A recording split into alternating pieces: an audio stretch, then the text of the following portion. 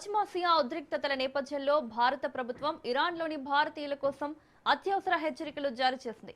తక్షణమే ఇరాన్ను వీడాలంటూ బుధవారం మరో ప్రకటన విడుదల చేసింది.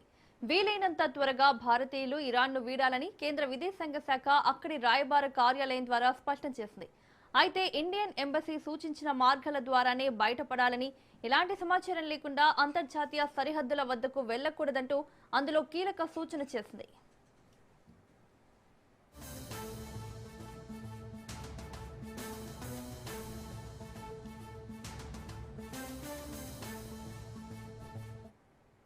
ఇదే అంశానికి సంబంధించి మరిన్ని అప్డేట్స్ మా ప్రతినిధి సునీల్ అందిస్తారు.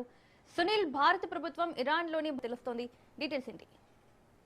ఎస్ మౌనిక, పశ్చిమాసియా దేశాల్లో యుద్ధ ప్రకంపనల నేపథ్యంలో అటు ఇరాన్, ఇజ్రాయెల్, అమెరికా యుద్ధ ప్రకంపనలు రోజురోజుకు తీవ్రతరం అవుతున్నటువంటి నేపథ్యంలో ఇరాన్లో ఉండేటువంటి భారతీయులకు ఇండియన్ ఎంబసీ ఒక హెచ్చరిక జారీ చేయడం జరిగింది. తక్షణమే ఇరాన్ని విడిచి వెళ్ళిపోవాలి, ఎవరు కూడా ఇరాన్లో భారతీయులు ముఖ్యంగా ఇరాన్లో ఉండడానికి వీల్లేదు. ఎందుకంటే భద్రతా కారణాల దృష్టిలో ఉంచుకొని భారతీయులందరూ కూడా తక్షణమే తమ తమ గమ్యస్థానాలకు వెళ్ళిపోవాలంటూ కూడా అక్కడ ఇరాన్లో ఉన్నటువంటి ఇండియన్ ఎంబసీ ఒక సూచనను కూడా ప్రకటించడం జరిగింది. అది కూడా కేవలం వారు సూచించినటువంటి ఇండియన్ ఎంబసీ సూచించినటువంటి మార్గాల ద్వారానే వెళ్ళాలి, ఎవరు కూడా సరిహద్దుల ప్రాంతాలకు వెళ్ళకూడదు, ఎవరు కూడా అక్కడ ఉన్నటువంటి దాంట్లో చిక్కుకోకూడదు. ఎందుకంటే మనం చూడొచ్చు, నిన్న నుంచి కూడా యుద్ధ ప్రకంపనలు తీవ్రతరం అవుతున్నాయి. ఏకంగా డ్రోన్లతో విరుచుకబడుతున్నారు, భీకరమైన దాడులు కొనసాగుతున్న నేపథ్యంలో ఎవరు కూడా బయటికి రావడానికి వీల్లేదు. వారు సూచించినటువంటి ఇండియన్ ఎంబసీ సూచించినటువంటి మార్గదర్శకాల మధ్యనే వారు వెళ్ళిపోవాల్సిన అవసరం ఉంటుంది.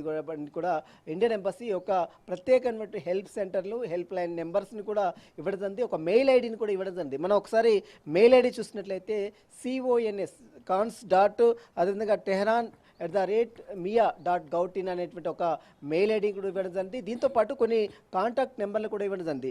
+9819110955 ఈ నెంబర్లతో పాటు ఒక 4 నెంబర్లను కూడా అక్కడ ఇండియన్ ఎంబసీ ఇవ్వడం జరిగింది.